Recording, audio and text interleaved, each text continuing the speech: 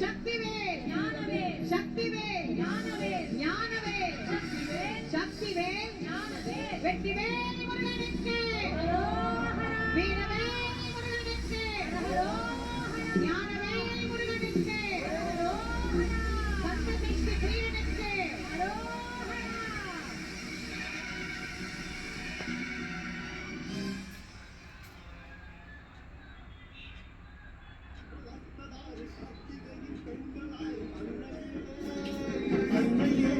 முருகப்பெருமான் இதோ சூரனை வீழ்த்தி நம் எல்லோருக்கும் ஆணவத்தை அழித்து ஞானத்தை நிலைநிறுத்திய கடவுளாக அவனை சேவலும் மயிலுமாக்கி காட்சி தருகின்ற அற்புதமான நேரம் இதோ சூரன் தலை வீழ்ந்தது, ஆணவம் அழிந்தது.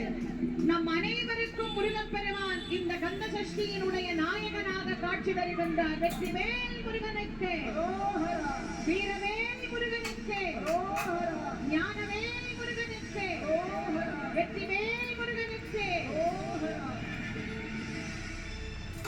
சேவலும் மயிலுமாக மாறியவன் முருகனுக்கு தொண்டனாக மாறினான். அதனால் தான் சேவலும் மயிலும் போற்றி திருக்கைவேல் போற்றி போற்றியே என்று பகைவனையும் இன்றைக்கும் நாம் வழிபட்டு மகிழ்கின்றோம்.